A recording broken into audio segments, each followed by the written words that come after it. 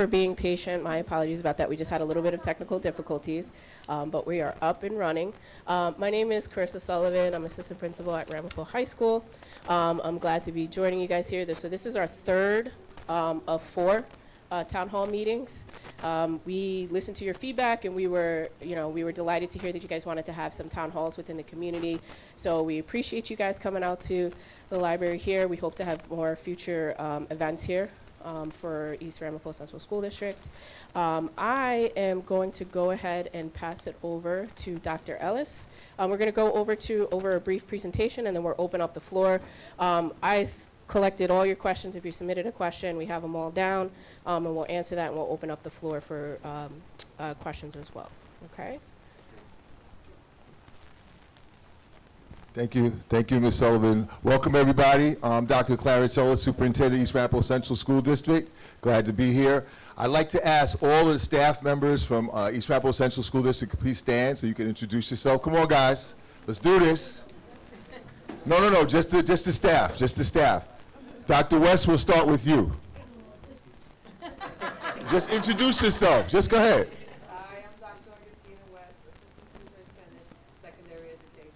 Yes, Ms. Silva. I am Jeanette Silva. I am the Director of Transportation. Abraham Blanco, ESY Programs Coordinator. Tiffany Barrow, Principal of the Early Childhood Center. Raisha Sanford is from Assistant Principal at Summit Park. Marisa Caballero, Interim Principal at Summit Park. Lynette Holmes, Teacher Center, Chairperson, and also teacher at whatever. Dr. Ogechi Waha, Assistant Superintendent for Curriculum and Instruction. Ellen Andriello, Executive Director for Elementary Schools. I'll go again. Carissa Sullivan, Assistant Principal, and intern to Dr. Waha. Jessica Alexander, Interim Assistant for Student Support Services here in Benito. Daniel Shanahan, the Assistant Superintendent of Funding Programs. Mike Smith, Director of Funding Programs. Thank you. Everybody have a seat. We also have our Vice President of our school board, Sabrina Charles Pierre. And last but not least, the woman of the hour, we call her Miss Moneybags, Natalie Espinal. Go ahead, Natalie. So she's the Assistant Superintendent for Business and Finance. And again, we have our Vice President from our school board, Sabrina Charles Pierre. So again, I want to thank you for coming. We have some students here. We have community members. We have parents. All are welcome here. The reason that we've decided to have these town halls is that often I've gotten feedback from community members that at the school board meetings, there's a lot of questions that are raised that we can't answer necessarily. And that's the structure of school board meetings. School board meetings are not meant for public dialogue back and forth. School board meetings are meant for public comment. It's so community members can come up, sign for speaking time, and get their comments on record. That's what the school board meetings are for, not for back and forth because we don't have enough time, because oftentimes there's many people there, and we would be there till 1, 2 in the morning. So what we want to discuss today are the importance of the school vote. You see, there are three main forms of funding that we receive. We receive federal funding, state funding, and local funding. So the part that we have a part in is the vote on the local funding. And that's where East Ramapo Central School District has had a huge challenge. But what I will tell you is that in spite of the challenges that we face of budgets that have not passed over the last 6 years, we have not cut programs. We've increased programs. We've increased social workers. We've increased our staff, our offerings to all of our students, special education teachers, English language learner classes. The issue with bilingual teachers is that there's a shortage across the county, and that's where we're trying to find a way to attract more teachers that can teach our students that speak other languages.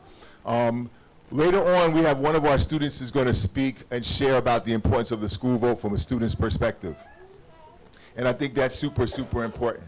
One of the things that I also like to do, we have 2 student groups in our high schools. I have student leadership circles in both of my high schools.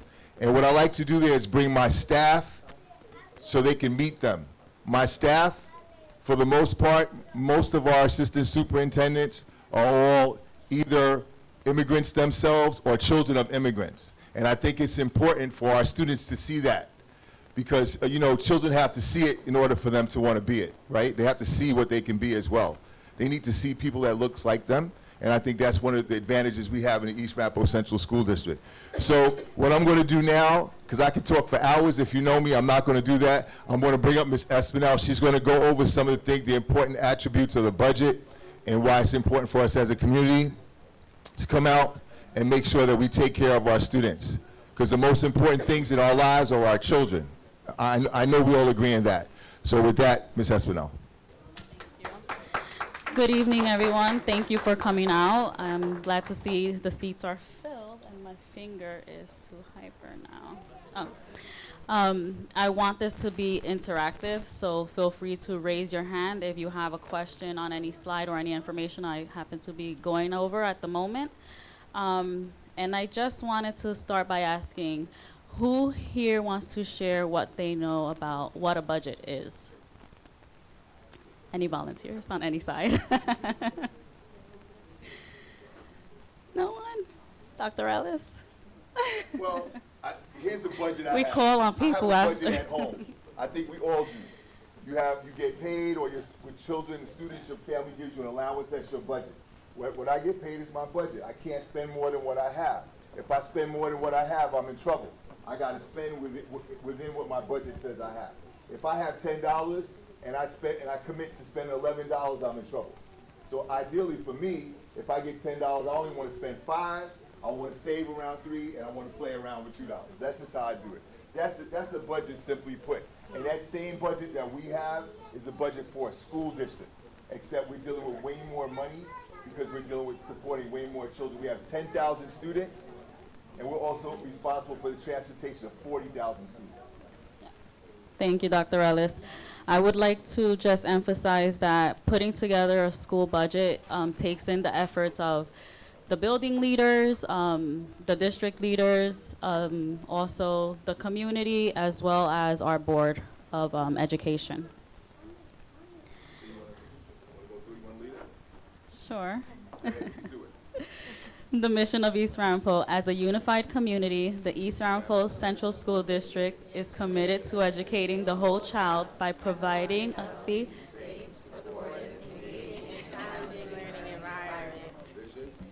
we will be proficient in all that we do.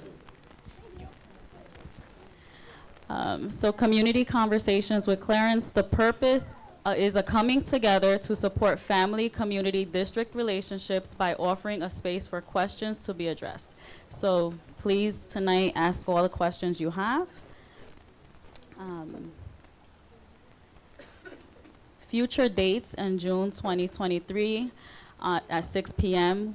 We'll have a community conversations with Clarence with additional questions that may arise after this meeting and anything you wish to ask.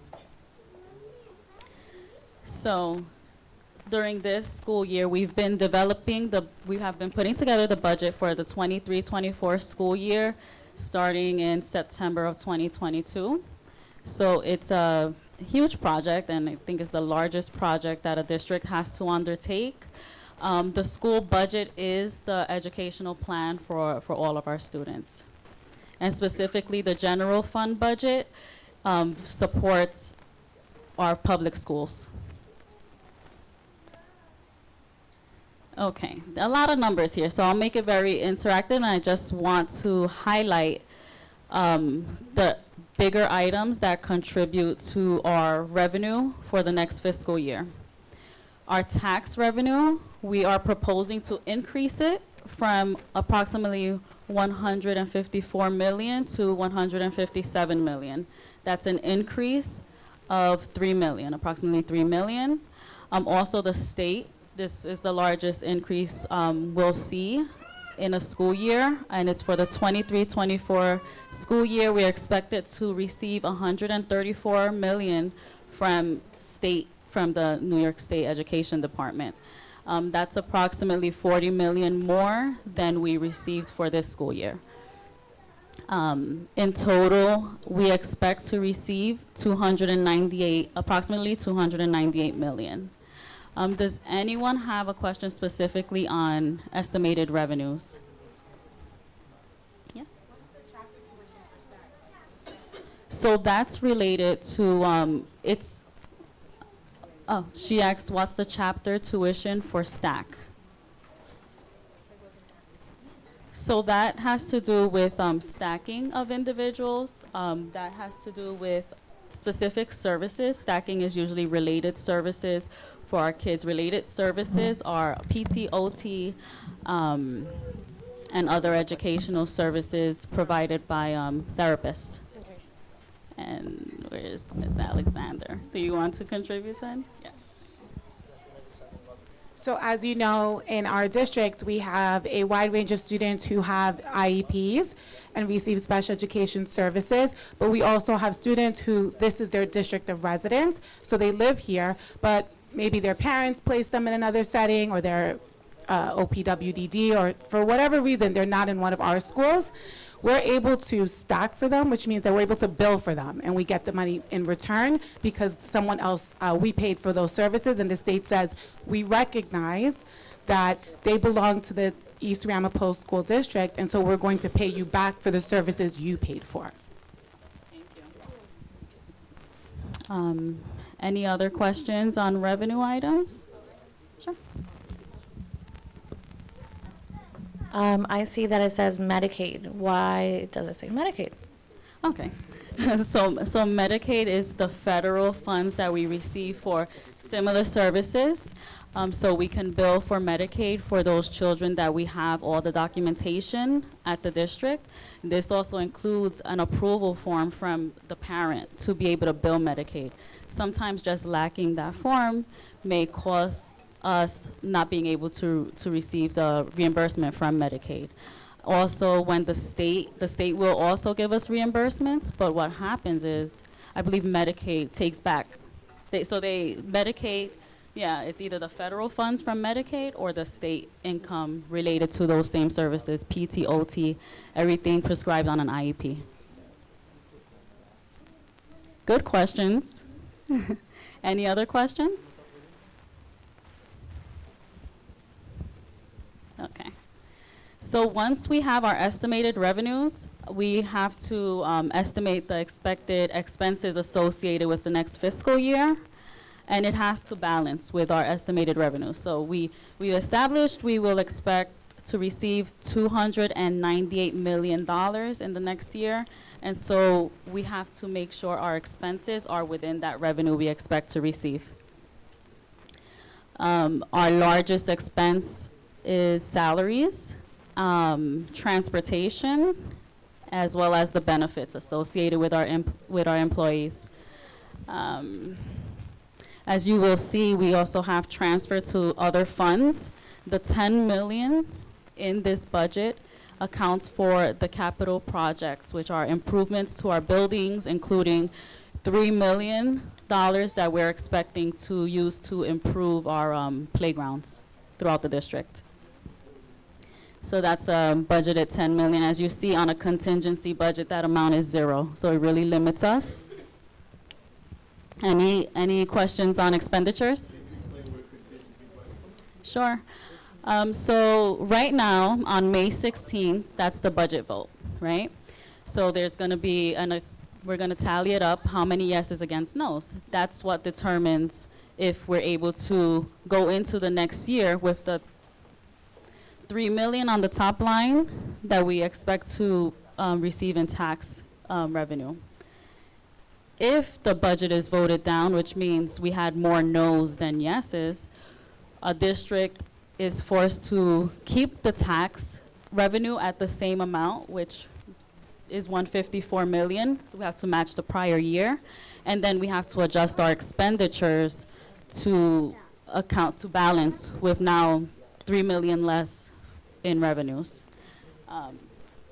So our proposal will be then the $3 million that we expect to put towards playground renovations will be the item that can't be supported on a contingency budget. Yes, sure. I'm going to act like a parent now. Yes.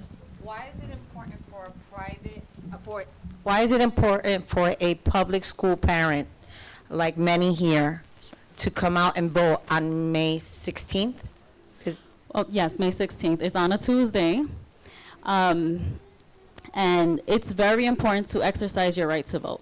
When I say exercise your right to vote, if you think that if you want the extra funding of $3 million for the school budget, you can decide a yes or a no, but it's your right to vote. You want to be counted and determine, you have the say. No one else can decide that part. The district can't say, okay, we need to go forward with this budget. It's now in the voters' hands. Any other questions? Are there any limitations to who can vote? Well, you have to be registered. We have additional slides here that will go over some of that information. So you definitely have to be registered and living within the school district boundaries for at least 30 days prior to the budget vote. And we have more information on how the district will assist in identifying your polling site, possibly registering to vote. And we provide links to all the documentation as far as the application with Rockland County that will need to be filled out. Yes. She has a question here. Oh. I wanted to know, as far as transportation for the Yes. budget, what's included with that? Okay, that's transporting all of East Ramapo school districts. The transportation cost to the district includes public and private. That's required by law, by New York state law. Yes. Yes.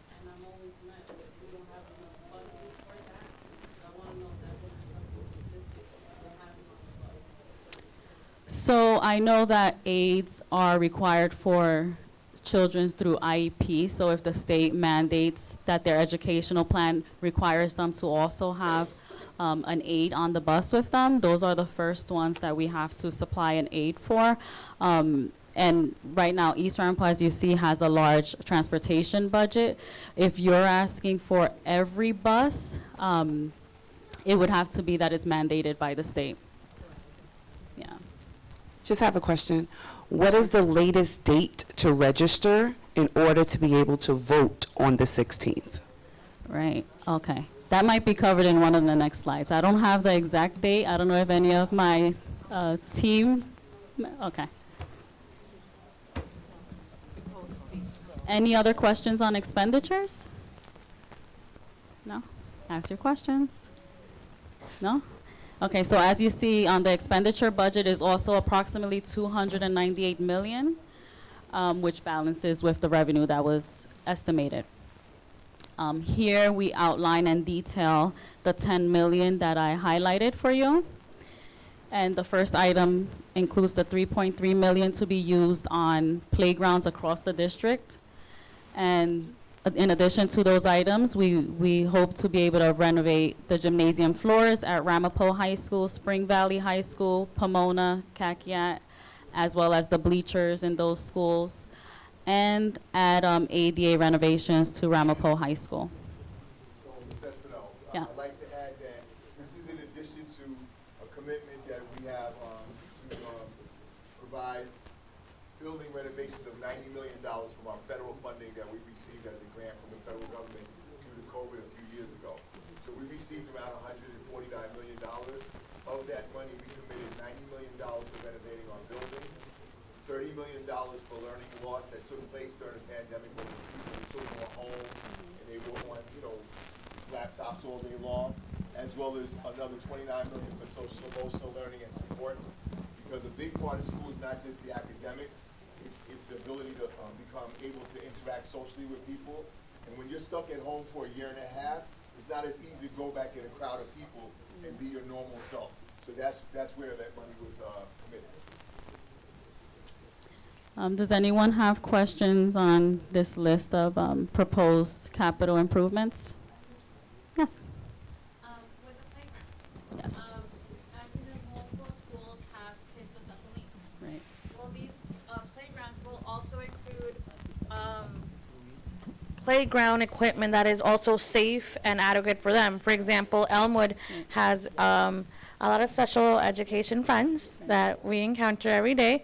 And one of the topics that she always has brought up is, why is the playground not friendly enough for our special friends? Okay. We are factoring that in. So our assistant soup of OSS, Jessica Alexander, as well as our assistant soup of curriculum and instruction, we're all collaborating on the best use and the inclusion of everything that's needed at each playground, including ADA requirements. Yeah. Good question.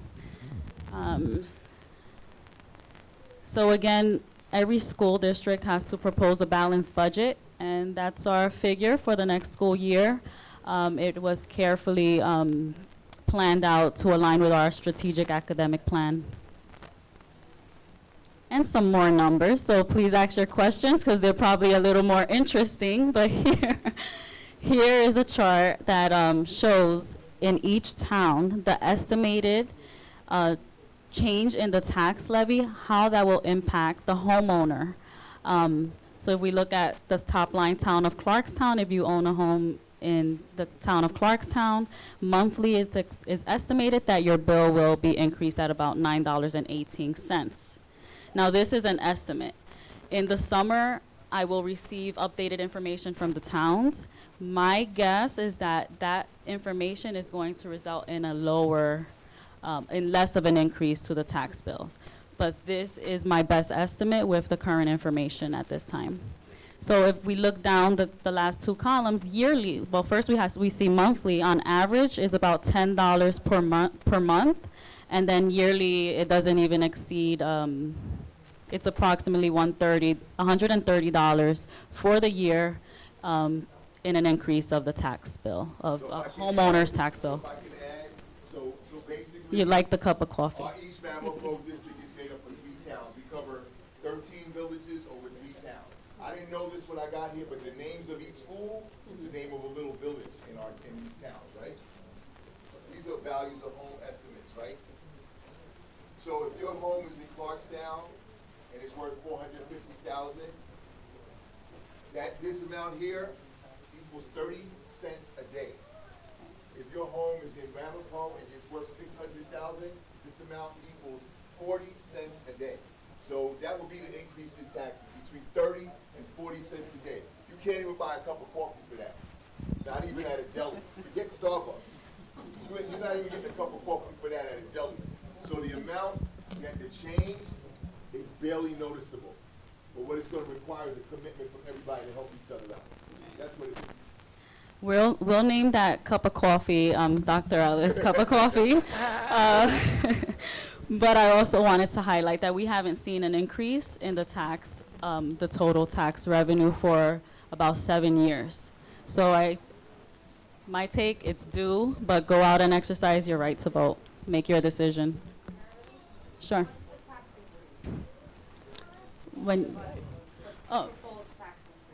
The increase from this year's tax revenue is proposed at $3 million.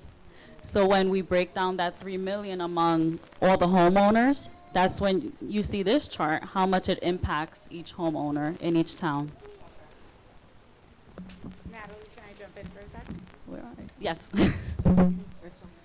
So just to follow up on the question that Principal Barrow said, on the district website, Kathy Keevy, our district clerk, just confirmed the last day to register to vote for May 16th with us is May 3rd.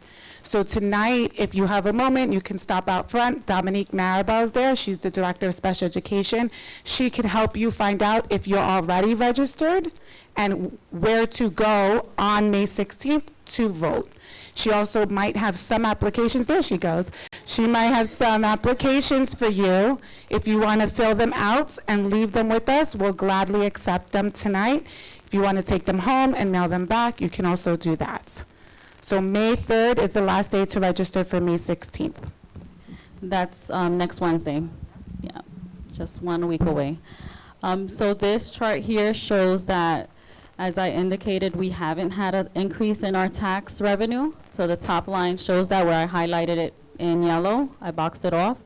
And then again, going down to the middle of the screen, where we have each town listed, here you'll see that each of the tax rates from year to year have decreased. have actually decreased, where we didn't even change the tax levy amount.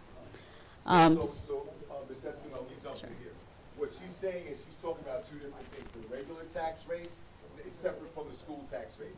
As citizens of the United States, when you pay taxes or when you're employed, you don't have any say on who pays taxes. The only thing you have say on the taxes you pay is the school tax. That's what you can either vote for or against. But everybody here knows who the IRS is. We all pay taxes, right, in the state tax department. The only thing that we have a say on is the school tax. The tax she's talking about is the regular tax as well, right? This is the school tax. Gotcha. So here in the school year 1920, the tax levy was this, and this number should be very familiar by now because that's the same number we're working with this year. As you see, 4 years later. So for each town here, we have, especially for Ramapo and Clarkstown, the tax rate has decreased without a decrease in our tax levy and without an increase in our tax levy. So keeping it the same, it has increased. That's why earlier I estimated that when I have the actual data from the towns in the summer, I expect that $10 a month will actually maybe be $8. So, any questions? Yes. So, actually, when the total, so this, our total revenue budget includes a few items, right? So let's say we have 10 different revenue items, right? The tax portion, this 154, is, I'm just using, let's say that's half of it. The other half is from the state, which is approximately correct.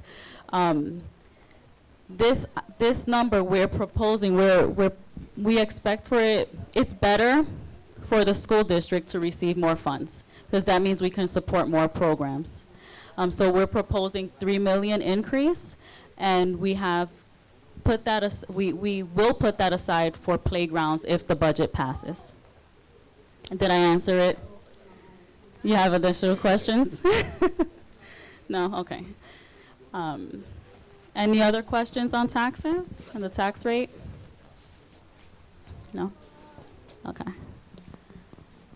All right. So this chart sums up, because we have not had an increase over the years, that the school district over the years could have had $23.9 million in funds to create more programs, to have more after-school programs, summer programs, you name it. Those funds are history now because the budget didn't pass. Here is very small, and it's probably hard for everyone to see, but basically the top line, we're showing, this section shows our estimated revenues for 5 years out. This section is our expenditures summarized for 5 years out, and highlighting that if we do not have an increase in our taxes, so we carry this 154 million year after year, and we don't put, forth an increase year after year, at the end of 2028, we can, and this is an estimate, end up at approximately 44.3 million in the negative. So, yes. Now passing the budget, does that affect how we get funding from the state? No, Does that affect us? No, the funding has their formula, their budget for all the districts, for all students. So we need to, the local community needs to support the school as well. Just because we do not pass a budget, the state is not going to say, okay, here's 10 million more. Yeah, doesn't work like that. So why vote? Anyone want to take over? Let's go, Randy. I also wanted to thank Randy's mom, Miss Davis, for picking up the remaining signs, the lawn signs, and taking her. She just called the district, and I said, sure, you can have the remaining. She said, I'll take all of them. Thank you so much. And Randy came and picked them up. Yeah, I picked them up. But hi everyone, I'm a senior at Spring Valley High School, and I wanted to tell you guys today why you should vote. So I grew up in the East Ramapo School District. I started at Grandview, then I went to Lime Kiln, Chestnut Ridge, and now at Spring Valley High School. My experience here in East Ramapo has incredibly helped me because, as I said, I'm a senior. I applied to 15 colleges and I got into all 15 colleges. So I know many friends that I've grew up with that have left the district. They went to Suffern, North Rockland, Clarkstown schools. We don't need to do that. All we need to do is vote for the budget. Because if we vote for the budget, we will be able to have exactly what Suffern has, exactly what North Rockland has. Those amazing things you guys see going on can happen here. So I'm really asking you all to go out there on May 16th. If you're not registered, get registered. Make sure, I should see every parent going to the lady out there to see if you're registered, right? Okay. And don't think about the money now, like the taxes and all of that. I know some people are like, I ain't trying to let my taxes go up. But you have to think about the future. Because if our students aren't educated, who's going to take care of you guys? Like, where's your Social Security money going to go? You know? So we have to make sure our future is stable. Like, we have to make sure we're on the right path. And therefore, I remember talking about colleges and everything. If we have the funding and everything, we'll be able to go to amazing colleges. So then your child can be comfortable about the college they choose. I remember in December of 2022, we were able to go to the University of Yukon, a D1 school, one of the schools up there, feel me? And we were able to get a bus by Mr. Dr. Shanahan himself. Hi, Mr. Shanahan.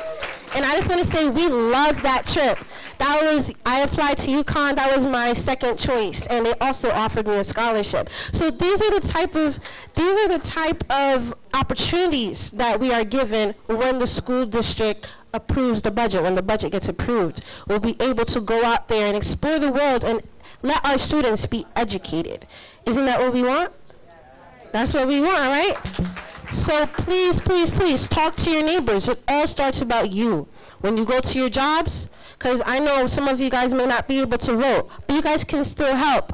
Talk to your jobs, talk to your friends, talk to your neighbors. That's how we get the word out. So please, please, please, let's make this budget vote yes.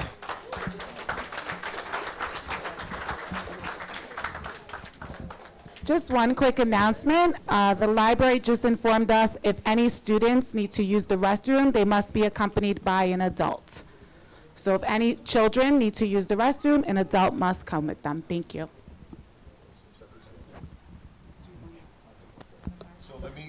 Thank you, Randy, it's hard following Randy, but I'm going to do my best.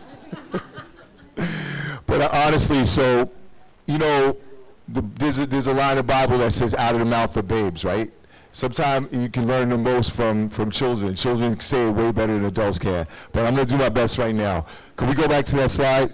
Some of the things that we're going to focus on that we can accomplish if we get our budget passed. We're going to get money from the federal government. We're going to get money from the state. But let me tell you, expenses always go up. Prices for transportation, you know, gas prices. So when we go out and contract with the bus companies, they charge us more. And their drivers say, well, wait a minute, I got to pay more gas for my own car, I need a higher salary. Our teachers' salaries go up because they have contracts. All of it, we have 14 unions in our district. They all get raises because you need more money to survive. That's just how it is. But the things that we can take care of with our budget passes, we're going to pay for continued professional development, particularly for our teachers to be able to support our English language learners. Because we're getting way more English language learners, we have to get the staff that can take care of these students to give them what they need. Additionally, we have to pay for print and digital resources. Little things we send out, like mailings and stuff, postage costs thousands of dollars, but people don't think about that, but there's a cost. Additionally, we want to talk about offering accelerated college courses, arts, music, you know, the fine arts, our band, athletics. We haven't cut anything. There's some rumors out here because Sabrina Charlesby, our vice president of the school board, always keeps me in contact and up to date on social media, because I'm really not a social media person. And there are people out here saying that we're going to cut programs and, cut teachers and eliminate honors and AP courses. That's not happening. First of all, I couldn't do that without the approval of the school board and the vice president. So she's here to back us up. We're not cutting anything, because the school experience is worth way more than just academics, more than English or language arts, science and social studies and all that. It's worth way more than that. Children have to enjoy going to school. They have to enjoy interacting with their friends. They have to learn about how to get along with people and giving and taking. That's what school is about. I did well in school because I picked the right friends. I was a high school dropout, and if it wasn't for the friends I had that kept my head on right, I wouldn't be here right now. But it was people just like this, the staff here, that got me back on track. Yes, ma'am. Sure, go right ahead.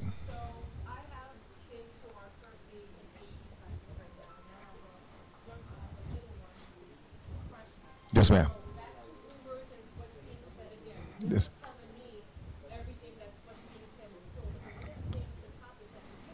Yes, ma'am.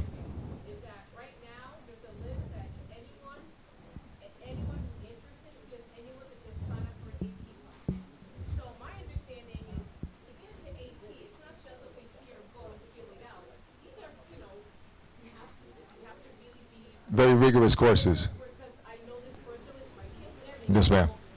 And what's being said is because they want to get the numbers out. So on one hand, I'm hearing this, and I'm thinking, okay, these kids who may think, okay, let me sign up for AP, and not realize what's going to happen is it's a setup for failure. And you have kids who are eligible who can be mixed in with kids who are not able to. I think it's working now. It's not a good environment. So I just wanted some clarity as to how is this happening, because there's a lot of talk about AP being removed, and it wasn't just kind of. Yes. It's not going to happen. Yes. It's just, confusing. Well, let me explain. So at our last, and like I said earlier, in both my high schools, I have student circles I meet with, and these are all student leaders, class presidents, class officers, cultural ambassadors, MBK fellows, MSK fellows, what have you. And that was a challenge. And what I told them is this: if we have a AP or honors course, and the class can hold 25 kids, I can't run a class with 4 kids. The magic number for me is, let's say, 100,000. If I'm paying a teacher $100,000 and they could have up to 25 children or 24 children in a class, I can't run a class with 4 kids. What I'm saying though, but I know that to be able to handle these rigorous courses is not for everyone, but I will say I will run those classes with 15. If there's 15 or more, I will run that class. If not, I will combine 2 classes until I have a class of 15. But what I'm saying in terms of kids having an option, what we're saying, we want children to take the chance and be exposed to and have the opportunity. They will get built-in mentoring. They will get built-in peer tutoring by students that have been through that accelerated track all along. But from the mouth of the children, they told me there are many students that are in a regular track that have never been in accelerated courses. Most of our students that take AP courses have been taking advanced courses since 6th grade, 7th grade. But that doesn't mean a child that can't be a late bloomer and be ready to handle it by 9th, 10th, 11th, and 12th grade. So we're not just going to throw them to the wolves and sink or swim. They will have tutoring. They will have mentorship from their own classmates and peer tutoring, so they will make sure they succeed. So, that's just like exposing children to different opportunities, right? If all I have exposed children of color to is basketball and baseball, I'm doing them a disservice.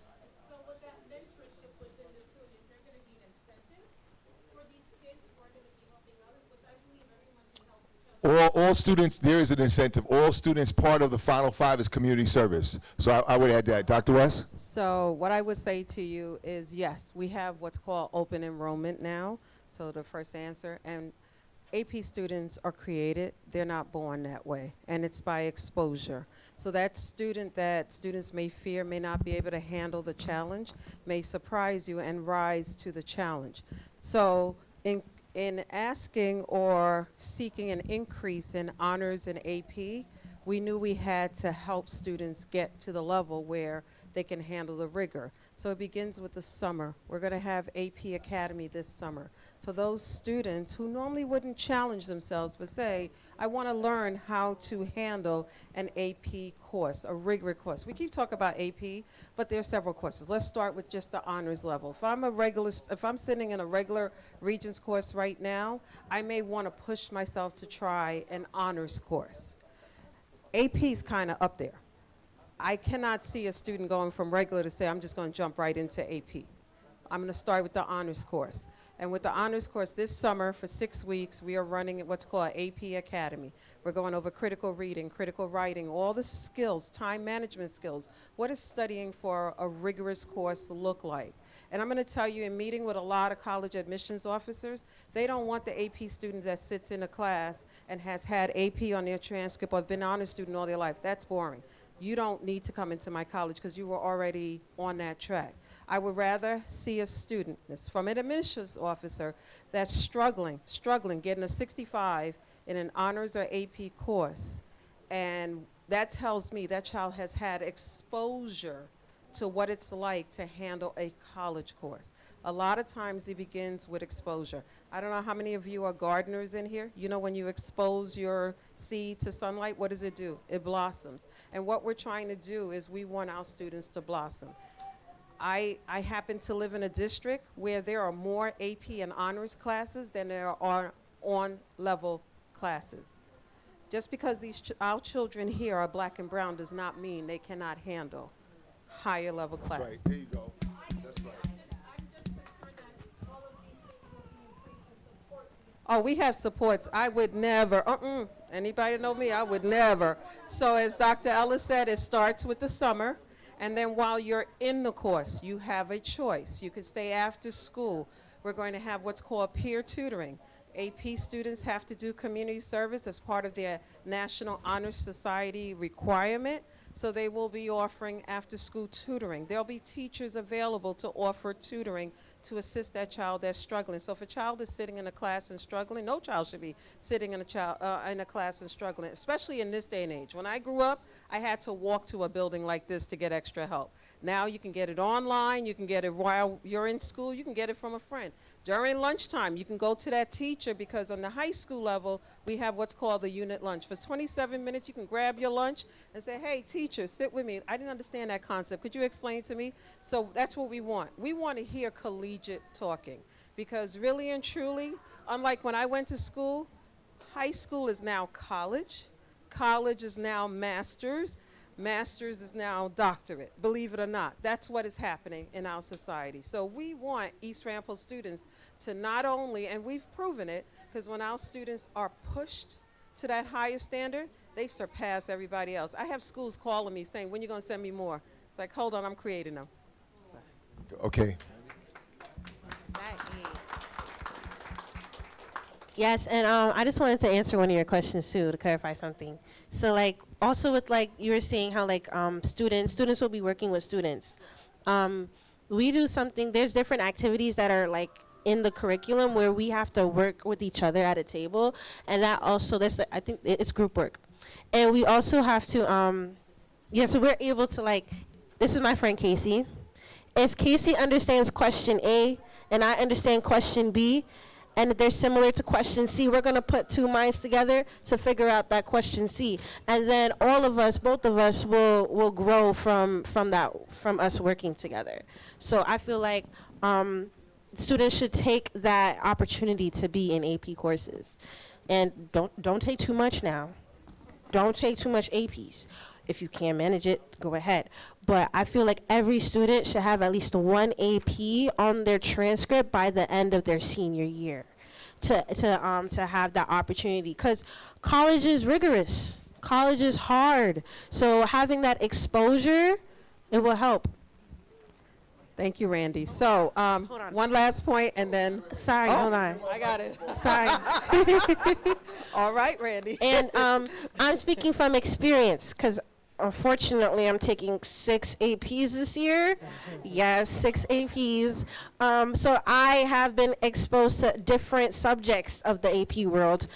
Some are good, some are, scratch my head. But I'm happy that I got exposed to them because I'm not trying to get a 90 in every class, but I got to learn things from my teachers, from my classmates, and I think that's the best learning experience, to be honest. So I'm going to do a shameless plug. Tomorrow night, PLCC, 105 South Madison, we're going to be talking about secondary education and all the courses because it's not just about AP. We have honors, AP, college level courses, and we feel students are not, parents are not aware of it, and we just want to go over in more detail of how students can benefit from taking these programs. So the other thing is, I want to share with you, and you say, you know, why all of a sudden the discussion about honors and AP? It didn't come from anywhere.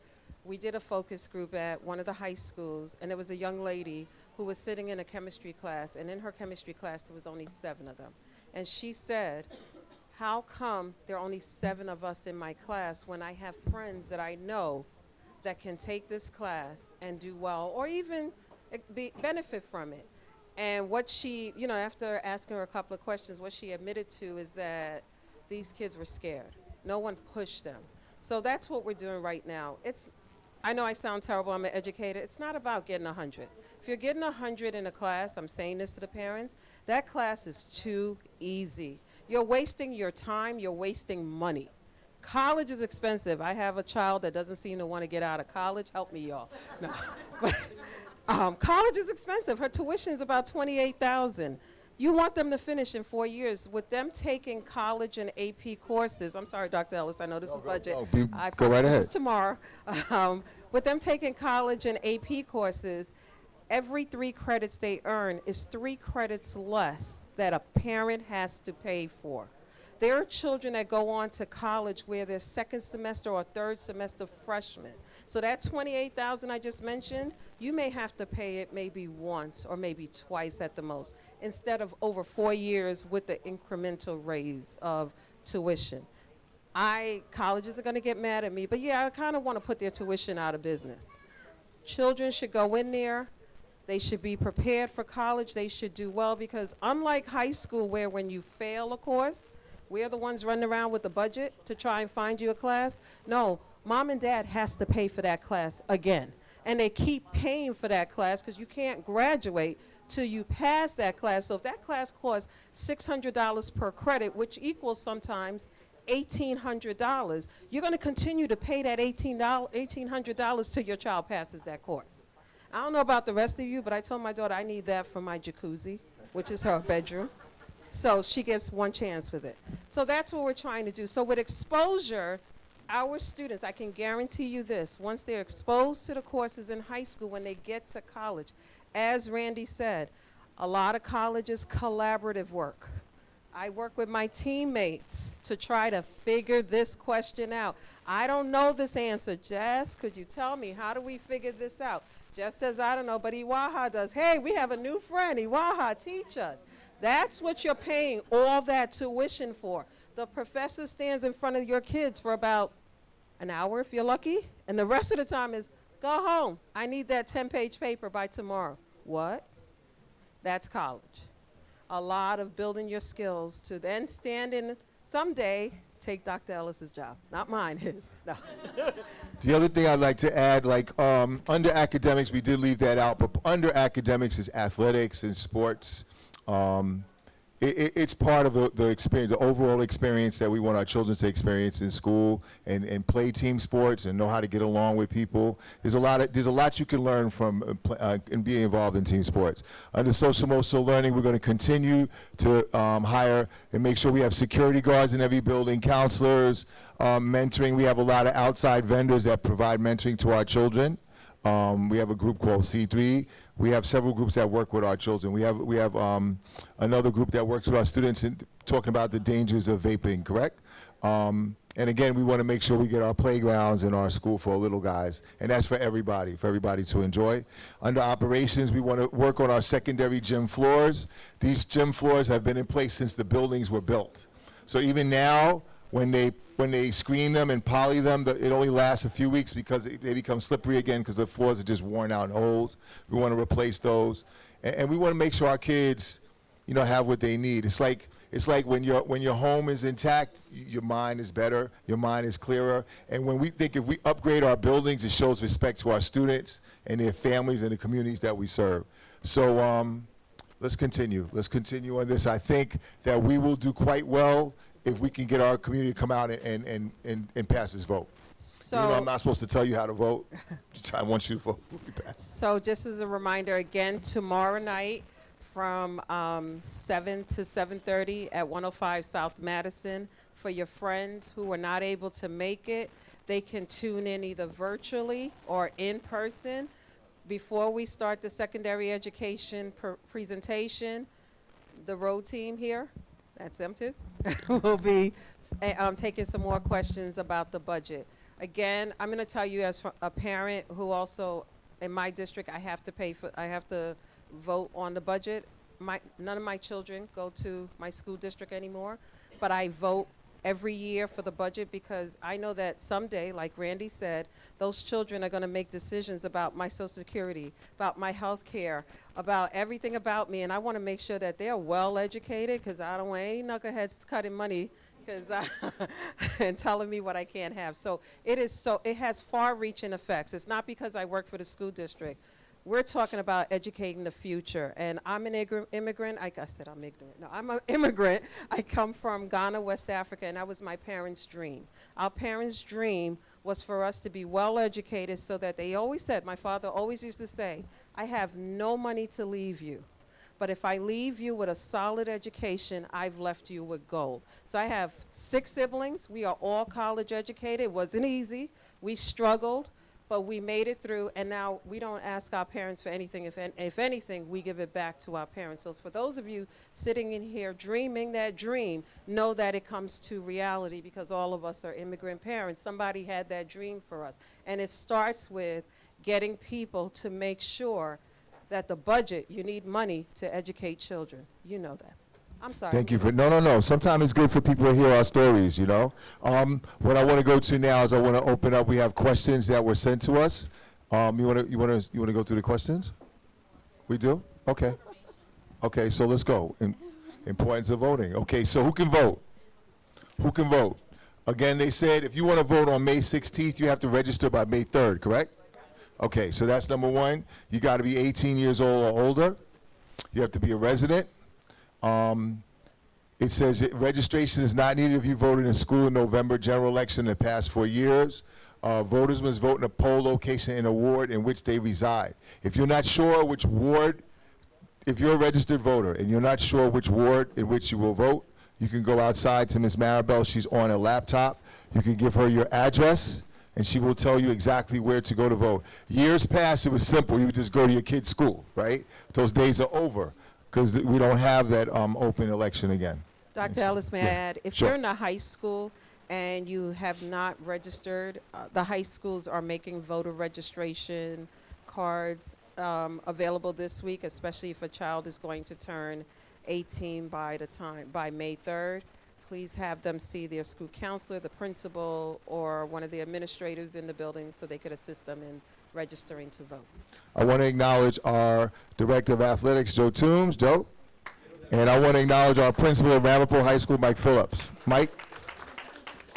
Next slide. So now, the actual voter information. Again, only registered voters and residents of the following wards will vote to elect a trustee for the Board of Education. So, everyone from every ward can vote for the budget, but only 3 wards are voting for trustees. Ward 3, the incumbent is Trustee Sherry McGill. Ward 5, the incumbent is Trustee Simon Koth. And Ward 8, the incumbent is Mark Berkowitz. The incumbent is the people that are already in place whose seats are up. I don't know if they're running again, but I know those wards are the ones that are vacant. So, or will be vacant until the vote is solidified. If you're not sure if you're registered to vote, again, you can get this QR code and all the information as you step outside.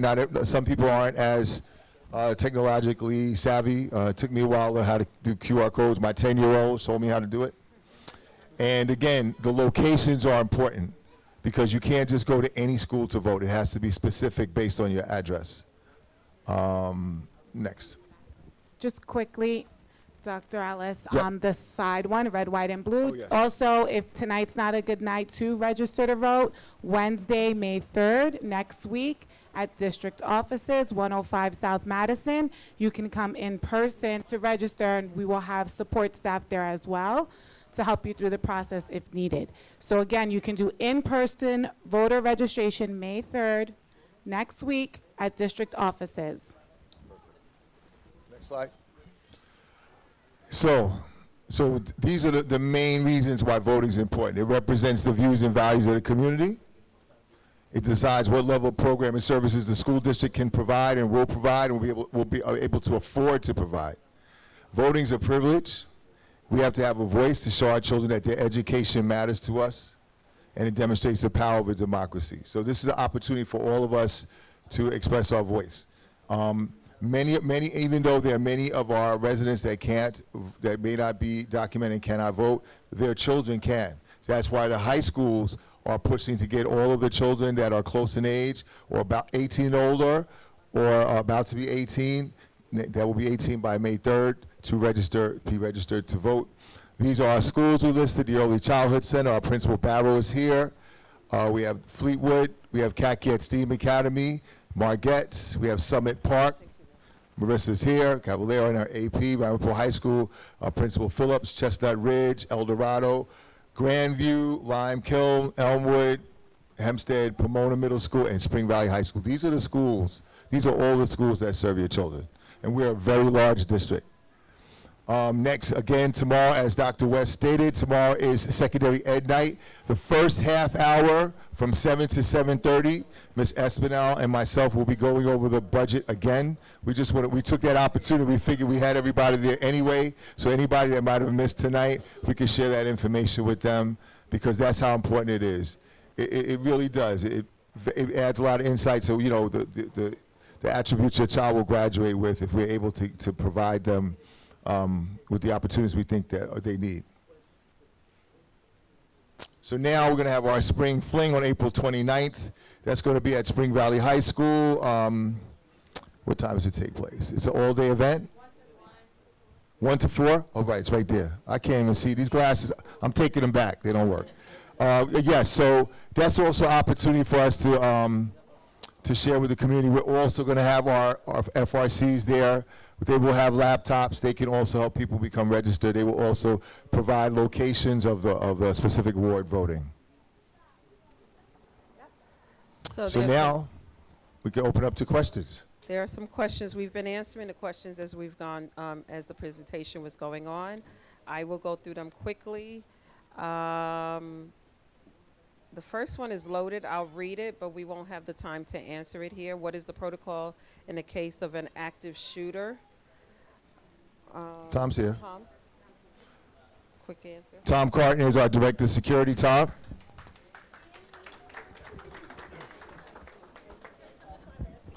Good evening, everybody.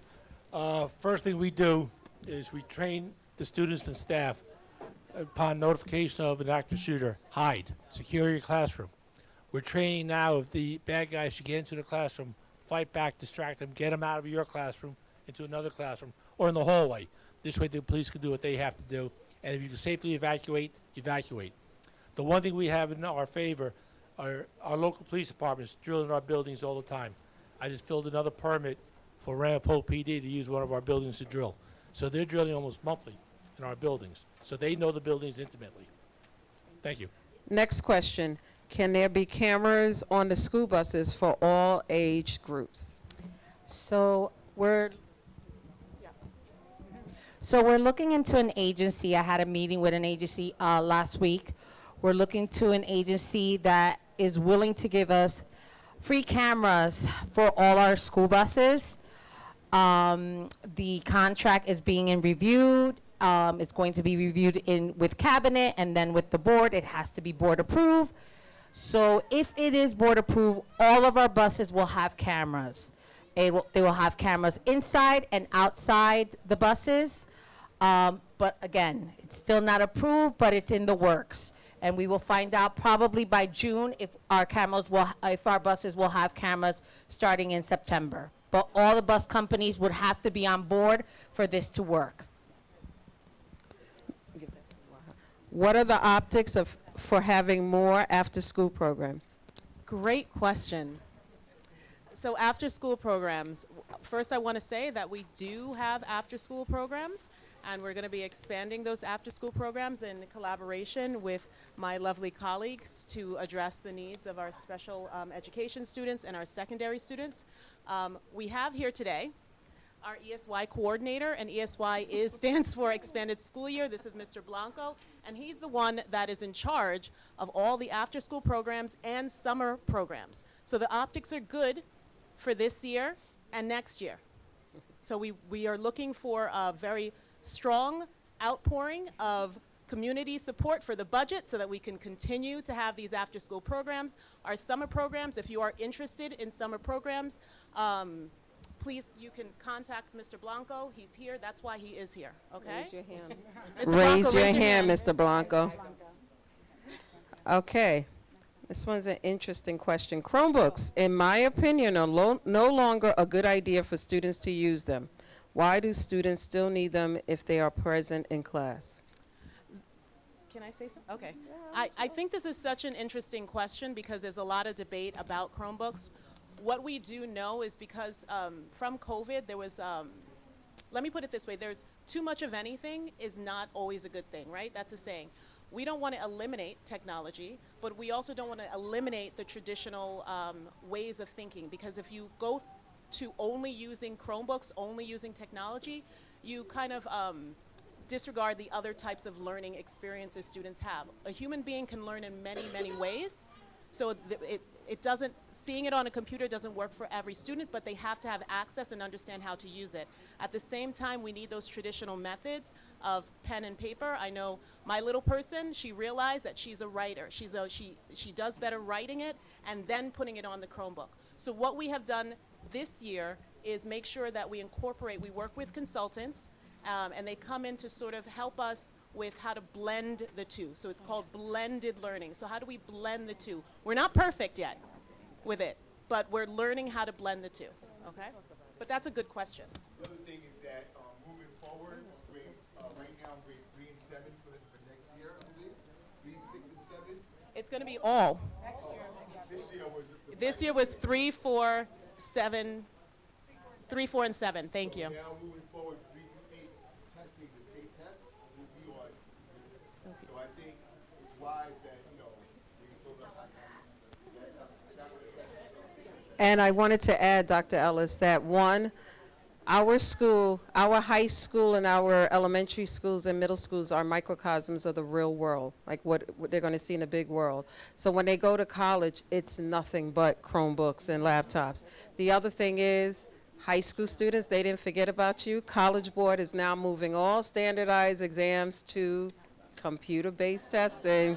It's coming down the pike, yes. So we're getting, and I have to say this about East Ramapo Central School District, unlike other school districts, we are a one-to-one initiative. That means for every student enrolled in a district, every student has access to a Chromebook or a device that we provide.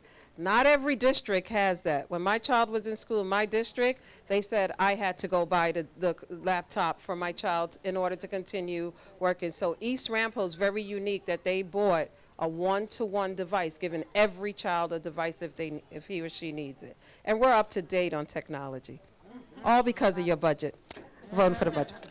Okay, is there any hope in the future for an updated cell phone policy, preferably one where cell phones are not allowed? Ooh, the high schools would love this. Well, what I would say for this is a very, it's not a question we can answer right now, but what it does tell us is that there's interest in revisiting this particular policy. We do have a board policy committee, and I will bring this up to them as an, as a question, right, to review. Thank you on behalf of secondary. Why are there no fun trips? No fun things like trips for kids, like elementary and middle schools? I have to say, I was running, I was going to run a little late because I was signing to field trip. So there are trips, and there are actually more trips now than there have been since I've been here in the last 6 years. So we've had more and more trips, and there's more and more coming. Sorry? I said more and more trips coming. More and more trips coming, and I think what buildings and building principals and teachers are doing are being more intentional about the trips that they're identifying, things that will bring the students exposure. There was even a trip that I signed today about going out into nature, right, Yep. to explore nature. So we have more trips happening. So just like Dr. Iwaha said for the secondary, Pomona just went to Liberty, not science, I'm wrong, medieval times. Oh, yeah. They went to medieval times. The whole building went.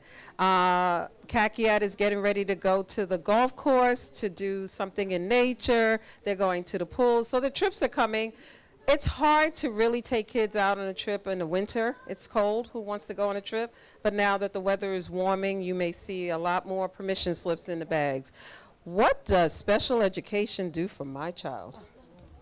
So here in East Ramapo, if you're not familiar, we offer the entire special education continuum from New York State.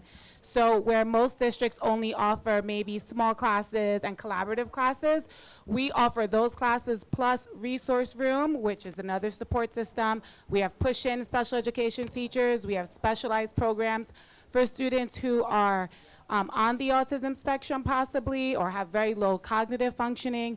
Some of our medically fragile students, we also have them in-house with a full support system. So we do offer many options here in East Ramapo.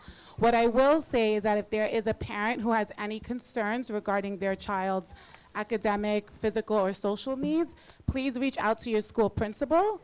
They will then engage with their building team and follow up with you on those concerns. Thank you. And our final question. What is being done to help support students who are learning English?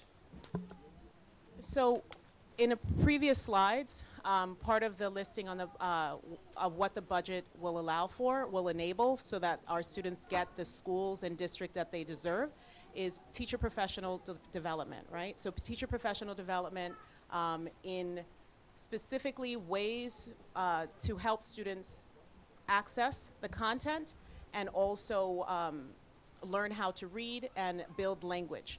We also, we are doing things now, so I don't want to say that to say things aren't happening in the school buildings. We have a wonderful group of staff that look at our students and they as family, right? So they are very much interested in the development of every single one of our children. What we want to do is be, again, very focused and strategic about the things that we use. On that listing, it says, the second bullet says print and digital resources. That's inclusive of some forms of technology as well. So we did purchase for this year a program called Lexia, Lexia English, which helps with language acquisition. There's also Lexia Core, which is for those who are monolingual, who speak English but are struggling, because we still have students who are struggling with reading, as well as students who are learning English. So we have that technology. Now it's about making things make sense across and building coherence, if that makes sense. Just making sure that we're all in agreement about how we do things and how we check to see how we're doing. And then we have to communicate that to you. All right? And if I could add, again, I came to this country not speaking a word of English. And one thing my parents did is they immersed me in everything the school had to offer. If there was an after-school program, my parents said, you're staying after school, you're going to that program.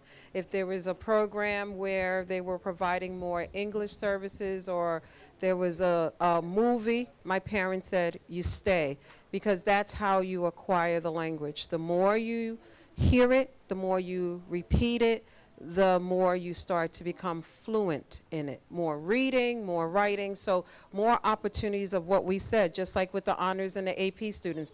The more we expose a child to English, the better a child gets in English. So please encourage them to stay after school, take part in the sports, take part in the extracurricular after you vote for the budget. Take part in all of the extracurricular activities that are there, because as Randy said, I may not speak if I started speaking my language, most of you will look at each other and say, what did she say? But somebody may figure out what I'm saying and help me articulate it or say it in English. So please encourage it. We have so much to offer. Please, if you're in doubt, visit your school. There are a couple of principals in the audience. They want you to come in, make an appointment first. Come in, meet with them so they can walk you through the building and go through what programs are available. And again, last, because I have the mic, secondary education night tomorrow. We hope to see you and your friends there. I have a lot of information to share with you. Back to the close it out. The leader. I want to take this opportunity. Thank you so much, and thank you for being so attentive and focused.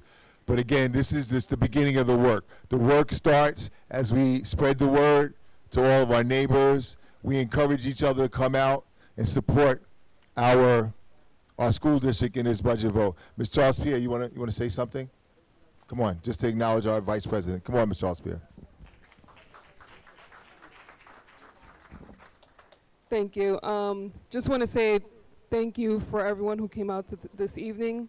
You guys could have been anywhere, but you decided to be here to learn more about the budget and the importance of the budget. To our students, you know, I always appreciate you guys coming out as well. As I always say, this is your district. This is your education. You have a voice just like everybody else. So I'm not going to say much, but please, May 16th, go out and vote. You're not voting for me, you're not doing it for me, you're not doing it for Dr. Ellis, you're doing it for your kids, you're doing it for all the students in East Ramapo. So please, go out and vote. Thank you. Dr. Ellis, can I get a chance, just because Randy brought friends, can the high school students stand up, please, and just, come on. Came all the way over here. We just want to thank you. Thank you, ladies. Thank you, ladies. Thank you. Randy, you roll deep, I see. All right, you guys, have a great night, and we'll see you soon. Thank you.